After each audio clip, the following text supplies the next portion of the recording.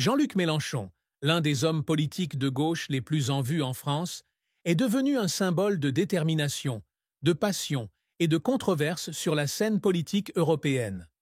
Né le 19 août 1951 à Tanger, au Maroc, région alors cosmopolite, il est le fils d'un postier et d'une enseignante, tous deux d'origine espagnole et italienne, originaires d'Algérie française. Issu d'une famille ouvrière, il a passé son enfance entre le Maroc, la France et l'Espagne, avant d'être marqué politiquement par les mouvements étudiants des années 1960.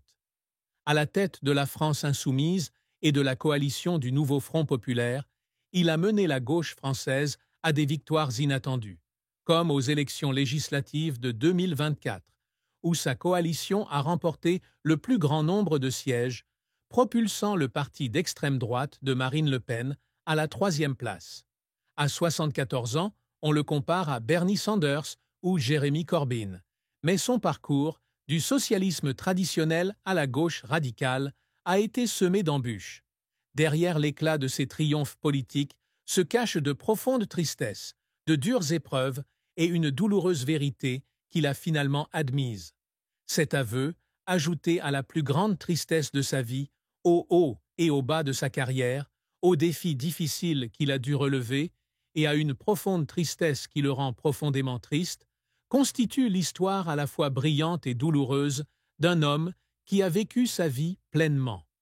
Jean-Luc Mélenchon avoue enfin sa douloureuse vérité, une vérité qu'il a cachée pendant de nombreuses années, le regret et la douleur de ne pas avoir pu construire une relation durable avec sa fille unique, Marilyn, issue de son premier mariage. Marilyn, née en 1974, a grandi au cœur de l'activisme politique de Mélenchon, de ses années d'étudiante à son ascension politique au sein du Parti socialiste. Son mariage avec Bernadette Abriel, la mère de Marilyn, a pris fin alors que sa fille était encore jeune et la responsabilité de l'éducation de Marilyn est largement revenue à sa mère. Mélenchon, avec son emploi du temps chargé de réunions, de discours et de campagnes, avait rarement du temps pour sa fille. Dans une rare interview accordée à France Culture en 2024, il avouait s'être senti anéanti en réalisant avoir manqué des années importantes de la vie de Marilyn, de ses récitals de ballet au jour où elle avait le plus besoin de son père. Il a confié que l'image de Marilyn, petite fille, debout sur le seuil de la porte le regardant partir pour une manifestation, était un souvenir qui le faisait pleurer en silence la nuit. Cet aveu est non seulement une confession personnelle, mais aussi une façon pour lui d'affronter ses profondes blessures, les transformant en motivation pour lutter pour une société plus juste, où les familles ouvrières n'auraient pas à sacrifier du temps ensemble sous les pressions économiques ou politiques. La plus grande tristesse de la vie de Jean-Luc Mélenchon est le souvenir de son enfance interrompue lorsque sa famille a quitté Tanger pour rentrer en France en 1962. Un événement qui l'a privé de tout sentiment d'appartenance et a façonné sa solitude. Né à Tanger, véritable creuset culturel, il grandit dans une famille ouvrière avec son père, Georges Mélenchon, employé des postes, et sa mère, Janine Bayona, enseignante. À 11 ans, ses parents divorcent et sa mère l'emmène en France avec ses frères et sœurs, s'installant dans le Jura, puis en Normandie.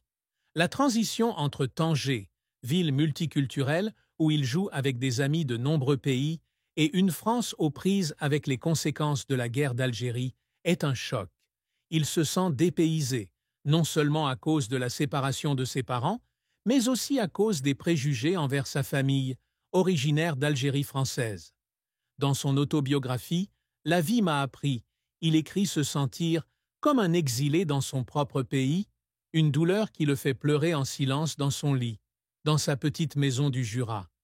Cette tristesse fut aggravée par la prise de conscience que ses parents, bien qu'aimants, ne pouvaient cacher leur stress. Sa mère, enseignante dévouée, travaillait de longues heures pour subvenir aux besoins de ses 4 enfants, tandis que son père, après le divorce, était devenu distant et communiquait rarement. Mélenchon a confié se sentir coupable de ne rien pouvoir faire pour reconstruire la famille, un sentiment qui a perduré jusqu'à l'âge adulte. La mort de sa mère en 2000 fut un nouveau coup dur, le laissant regretter de ne pas avoir eu plus de temps pour lui exprimer sa gratitude. Sa plus grande tristesse fut donc la perte d'une enfance stable et d'un sentiment d'appartenance, une blessure mentale qu'il a portée toute sa vie, même s'il en a fait une motivation pour se battre pour les marginalisés. La carrière de Jean-Luc Mélenchon fut un parcours extraordinaire, jalonné de succès qui ont fait de lui l'un des leaders de gauche les plus éminents d'Europe, mais aussi d'échecs et de moments qui l'ont fait pleurer tant son engagement acharné l'a marqué. Son parcours débute dans les années 1960, lorsqu'il rejoint le mouvement étudiant à l'université de Besançon, où il étudie la philosophie et milite pour le mouvement pacifiste et les manifestations du 1er mai 1968. En 1976, il rejoint le Parti socialiste, lançant sa carrière politique. Il travaille au cabinet de Claude Germont, maire de Massy, et devient conseiller principal du Parti socialiste dans les années 90. De 1983 à 2000, il est conseiller général de l'Essonne et, de 1986 à 1992, il est le plus jeune sénateur de France, représentant l'Essonne. En 2000, il est nommé ministre de la formation professionnelle sous le Premier ministre Lionel Jospin, une étape importante dans sa carrière.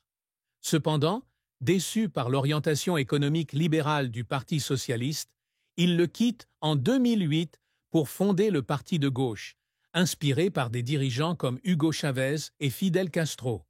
En 2016, il fonde La France insoumise, un mouvement de gauche radical, et se présente comme candidat à la présidentielle en 2012, 2017 et 2022, recueillant 19,58% des voix en 2012, 2017, manquant de peu le second tour. Son plus grand succès survient en 2024, lorsque la coalition du Nouveau Front populaire, qu'il dirige, remporte 187 sièges aux législatives, battant à la fois la coalition d'Emmanuel Macron et le parti d'extrême droite de Marine Le Pen. Il est également député européen de 2009 à 2017 et député européen national depuis 2017, représentant Marseille. Il a publié plusieurs ouvrages, dont Maintenant, le peuple, Révolution au XXIe siècle, traduite en anglais en 2025, est un orateur populaire, attirant des milliers de personnes lors de rassemblements à Paris et au Havre. La vie de Jean-Luc Mélenchon a été marquée par des épreuves allant des traumatismes de l'enfance aux pressions politiques et aux controverses publiques. La séparation de ses parents à l'âge de 11 ans et son installation en France ont été ses premiers défis majeurs, l'obligeant à s'adapter à un environnement inconnu et à affronter les préjugés envers ses origines algériennes. Étudiant à Besançon, il a participé aux mouvements étudiants, mais a également occupé des emplois à temps partiel comme facteur et enseignant pour joindre les deux bouts, ce qui a entraîné de longues et épuisantes journées. Dans les années 1970, il a été arrêté par la police lors d'une manifestation contre la guerre du Vietnam, une expérience qui lui a fait prendre conscience de la dureté du système. Sa carrière politique a été marquée par de graves difficultés, notamment lorsqu'il a quitté le Parti socialiste en 2008. Cette décision lui a coûté de nombreux alliés et l'a fait passer pour un traître aux yeux de certains membres du parti.